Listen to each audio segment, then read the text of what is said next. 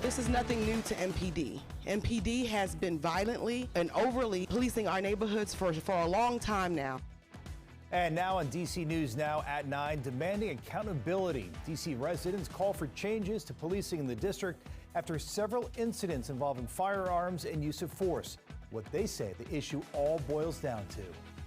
With gas prices this high, one county is working to keep your money in your wallet. How a new program will help people in Montgomery County save on their next bus ride. Every day that passes, every week that passes, keeps pushing our veterans lower and lower on the priority list.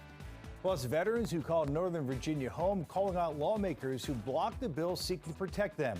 We talked to one vet who says he's disappointed but not surprised by the turnout.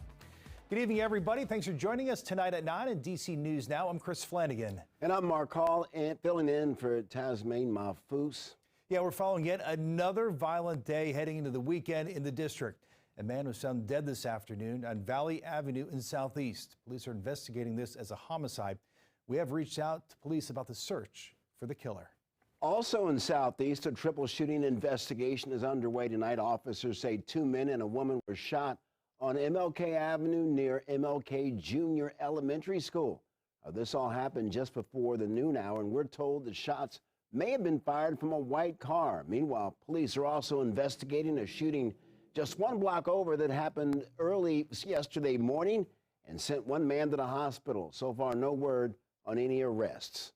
And tonight, community members in the district are calling for more transparency and police accountability. It comes after an officer shot and killed a man at the wharf earlier this month. Reporter Marielle Carbone is live at police headquarters. And Marielle, some activists say this shooting really comes down to racism in policing.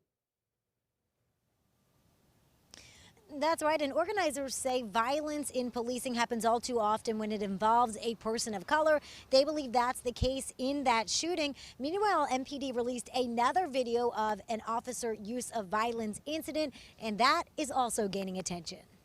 The issue is communal. The issue is systemic. And it's an issue local organizers want to see change. Systematic racism, they say, is happening in policing. This is nothing new to MPD. MPD has been violently and overly policing our neighborhoods for a long time now. The demand comes as police investigate 2 incidents. Last week, police released this video of an officer-involved shooting. Commander Jason Bagshaw, while off duty, fatally shot Lazarus Wilson, a black man who is armed, pointing a gun. Friday, he's eating it. Open your mouth or I'm going to spray you. MPD released this video from June where a white officer puts his knee on the neck of a black man he's arresting. Police say they witnessed the man buy drugs and were trying to get them out of his mouth. Both actions are considered serious uses of force by the department. We are calling for the transformation of policing in our society so that it no longer serves as an agent of anti-black racism, and so that black people are no longer targeted, harassed, and murdered by police. According to MPD, neck restraints are against both city and department policy. The officer's actions are being investigated by the U.S. Attorney's Office. So is the shooting, which Taylor says didn't have to happen. This system is not built for black people. Lazarus Wilson could have had a gun, and Lazarus Wilson could still be here going in front of the judge and jury.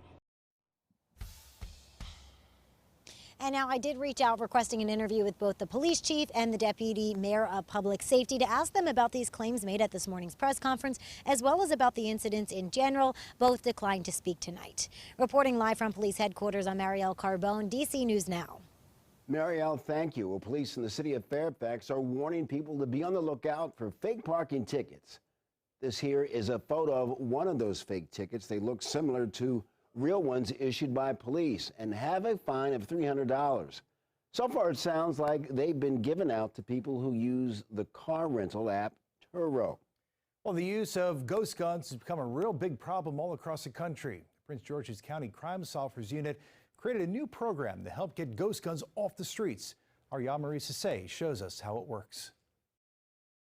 We want the illegal guns and the illegal use of guns off the street. It's captivating our communities and holding our communities hostage. Finding ways to create a safer community. That's what William Steen, chair of board of directors for Prince George's County Crime Solvers, says they hope to do with their new illegal gun reward program. Our board of directors came up with a subcommittee to implement this specific program, which is specifically geared for obtaining information on either illegal guns, such as the ghost guns that you mentioned, or information on the illegal use of guns. The process is simple. You submit a tip anonymously to the phone number through their app or on their website. The information is handed over to law enforcement, and you can receive up to $2,000. We're a board of directors of, residents and business owners and community activists, and so coming together and doing this is just our part in helping everyone pitch in to create a safer community. As of June, Prince George's County Police has taken more than 800 guns off the streets. It's not confirmed how many of them were ghost guns. Steen says it will take a team effort to create safer neighborhoods. There need to be a number of different avenues coming together in order to, to curb this, including learning how to mediate and negotiate issues other than grabbing a firearm. But the big question is, will this reduce the number of ghost guns on the streets? We can only hope, but to sit on the sidelines and do nothing and speculate and hope, and without doing any action, I think is an inaction in itself. Reporting in Prince George's County, Maryland, I'm Yamari Sase, DC News Now. Yamari, thank you. And just one day after passing in the West Virginia House of Delegates, a tax cut bill proposed by Governor Jim Justice has failed in the Senate. The bill would have cut income taxes by an average of 10%. Senate President Craig Blair says if voters defeat the ballot initiative in November, he's willing to discuss income tax cuts during the regular legislative session in January. Well, with gas prices on the rise, many people are choosing to use public transit. There's a program in Montgomery County that can help commuters with monthly travel expenses. Yeah, our Cheyenne Corin covers Montgomery County, and she found out how you can take advantage of this program.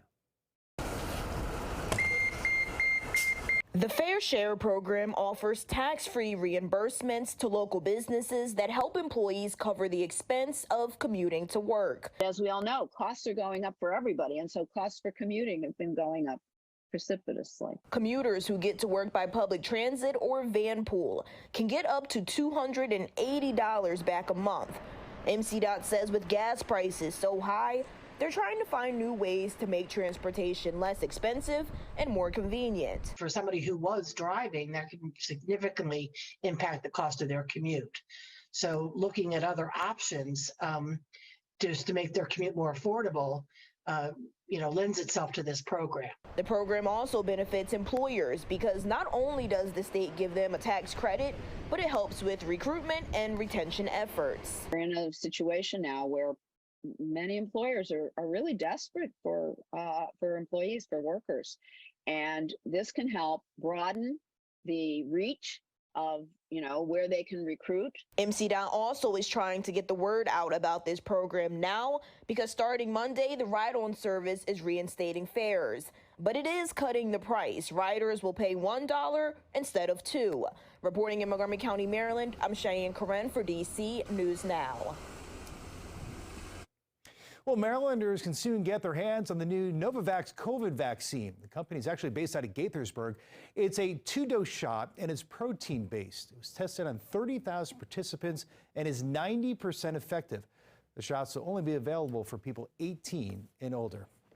All right, time now for a check on a forecast with Chief Meteorologist Janessa Webb. And Janessa, the weekend's looking pretty nice. Yeah, we finally lucked out with all the severe weather we were thinking was going to materialize across the DMV today, and it just really didn't happen. And that's always good news, right? The cloud coverage stuck around and allowed these storms to really be suppressed across our area. And you can see just a few that are popping across West Virginia, but nothing on the severe side. So any more showers that we deal with overnight will be on the light to scattered side as the cold front continues to pass through our area. This is our satellite composite radar.